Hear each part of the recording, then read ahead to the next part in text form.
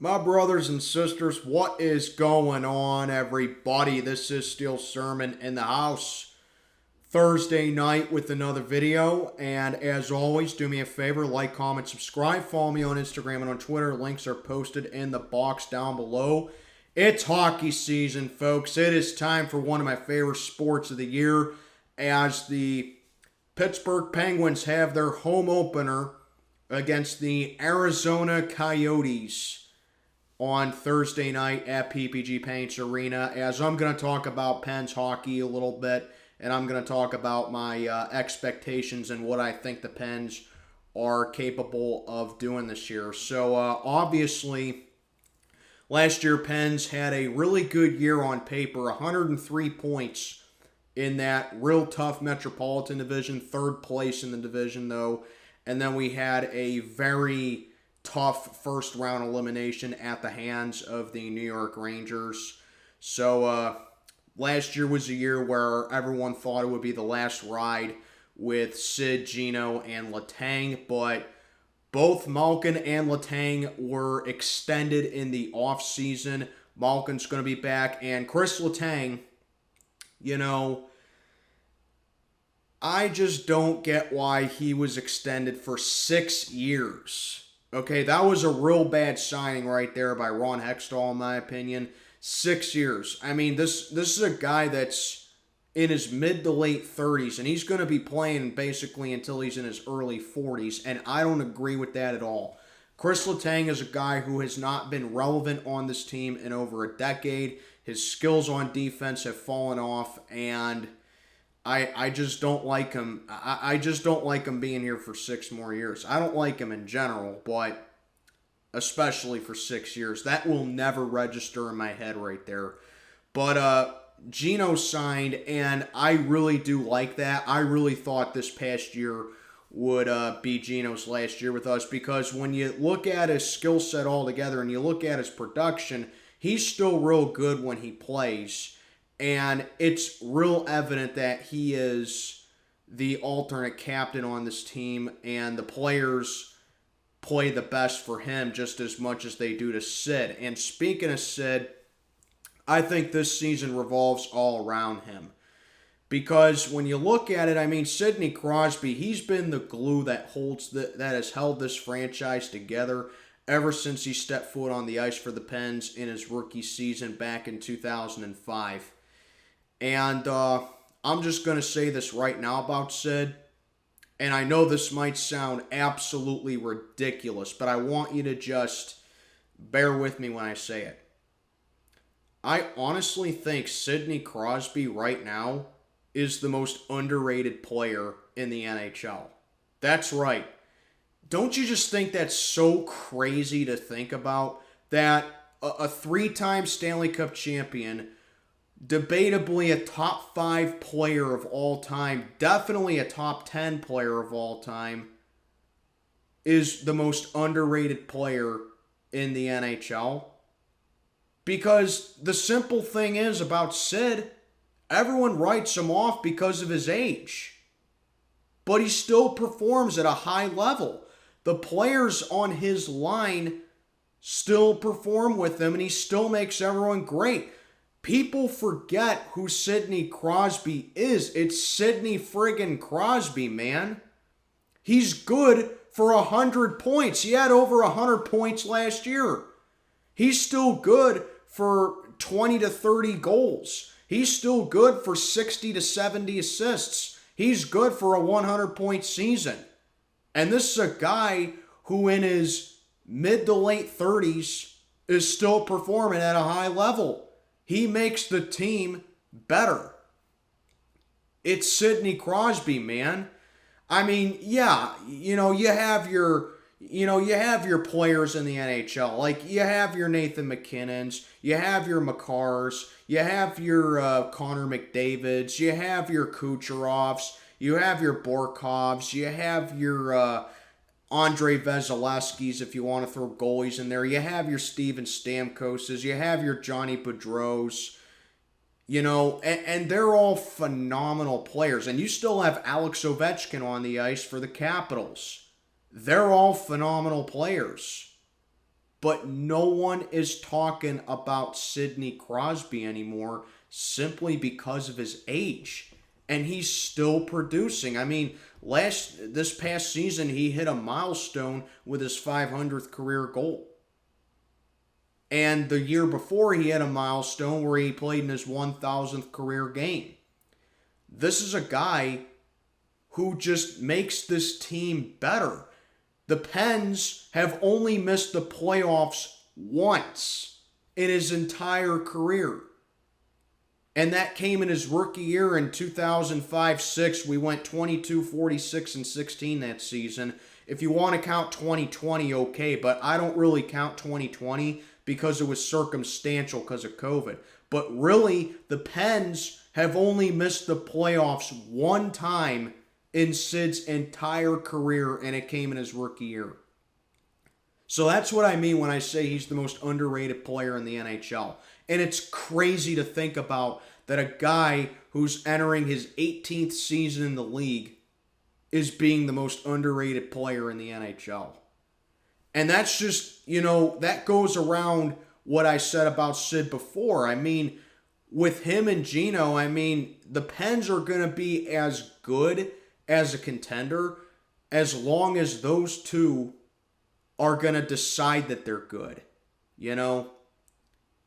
And, I understand that, Sidney Crosby and Evgeny Malkin, they're never going to be on the ice at the same time. They each have their own lines. So, I think one of the biggest keys for success for the Pens this year is that, we are very old. This is one of the oldest teams in the league, all right? The average age on this team is almost 29 years old. And I know that 29, doesn't sound particularly old, but in hockey sense, these guys ain't kids, okay? This is a veteran group of players. These are guys that have been on team after team after team in the league, and now they found a home in Pittsburgh. This is a very old team. So we are old and we're experienced, but we are tough, and we're going to give everything that we have. That's what the Pittsburgh Penguins roll like, man.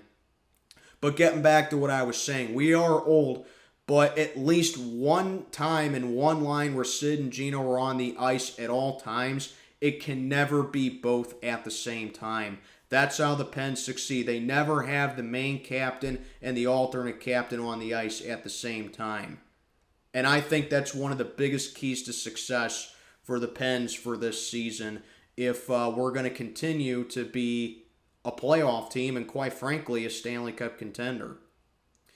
But my biggest question for the Pens coming into this season is that where are we going to be and where are the veterans on this team going to be as you take a look at the competition that we have? Kind of like the San Jose Sharks back like a half decade ago. Everyone said, the Sharks are too old. The Sharks are getting old. Their window's closing. They're not going to be competitive no more. Everyone's going to skate circles around them. But hey, it was not too long ago where we actually beat San Jose in the Stanley Cup. So you've seen it with San Jose. You saw it with the Chicago Blackhawks back in 2016 and 17, and obviously the Hawks just got way too old after that. Now they're just in total rebuild mode right now. But my main thing is that where are these veterans going to be? We've seen it with the LA Kings as well. Those are just big examples right there. But where are the vets going to go this year, and how far are they going to be capable of carrying this team and guiding these younger players that we have? Because I want to see guys like Jeff Carter, contribute to the experience and the veteranship that we have. Jeff Carter's another older guy that we have on the team, and we pretty much locked him up last year when Hextall brought him in. And he's been a fine addition to the team. So that's what I'm talking about, man. I want to see those four guys, Sid, Gino, Letang, and now Jeff Carter, get in on the action. Then, of course, also in the offseason, you bring in Jeff Petrie. Raquel had a real good year with us last year. I think that he's another guy that really needs to step it up. Danton Heinen, he's had a phenomenal camp, and I feel like that with his success last year has to translate over into this year as well. He's another real good guy that we're high on. But the biggest problem with the Pens, which was ironically probably the biggest reason that we won back-to-back cups in 16 and 17, was the defense. You know, Brian Dumoulin, when he's healthy, is real good. Then, of course, you have, that's my biggest thing, Brian Dumoulin, I mean, his health is vital to that defense right there, because we all know that he's a good physical hitter right there, and I think that he plays defense the best. So, like, defense has been very hit and miss over the past couple years or so. Pretty much ever since 2018 in the second round of Washington, the defense has just not been the same. So, defense obviously has to step it up. Transition defense especially. Our transition defense has been horrendous over the past couple of seasons, but our power play kill has actually been rather decent. You bring in a guy like Kasperi Kapanen in there, who punctuated off a real good year last year with us, and I think that he has to improve. John Marino, another guy, Teddy Bluger as well. So, like, the defense there, when they're in transition, has to really make a name for themselves, because that has been our biggest Achilles heel over the past couple years. And then I want to get in on Tristan Jarry a little bit. I mean, I'm a heavy critic of Tristan Jarry, but it's kind of like, after I saw the playoff round against the New York Rangers in the first round this past spring, Jarry's kind of starting to grow on me a little bit, actually, because you never really appreciate what you have until you don't have it anymore.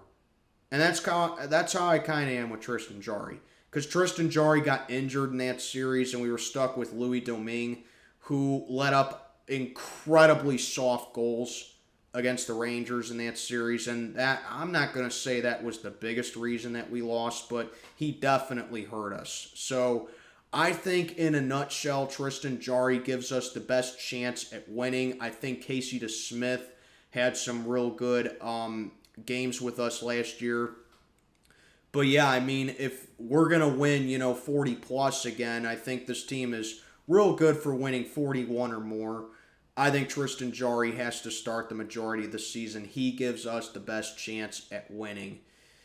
But yeah, like I said, something else I forgot. I'm sorry. I mean, how could I forget Jake Gensel? I mean, Jake Gensel just, has really, it's kind of been like a little passing of the torch between Sid and Jake, because I do think that when Sidney Crosby retires, all right, not only is it going to be an incredibly long rebuild for this franchise, because you're losing a top 10 player of all time. You're losing an all-time great when Sidney Crosby finally calls it a career. But I think that when that happens, Jake Gensel's officially going to be the captain of this team. And Jake is still very young. Jake is around my age, actually. He's a young guy. And he statistically had his best season of his career last year. So Jake Gensel obviously is still vital to this team. So I think that that's one of the biggest reasons to our success this year is Jake Gensel. Obviously, losing Zach Aston Reese in the offseason, that's going to hurt. But in short, this Pens team, I expect this Pens team to go back to the playoffs. I expect us to have another 100-point season. I expect us to finish better than third, though. Because we've shown that we can hang in there with teams like the Carolina Hurricanes, like the New York Rangers, who are both in our division, and they're both incredibly young, and they both have, turned their franchises around. They're heading in the right direction.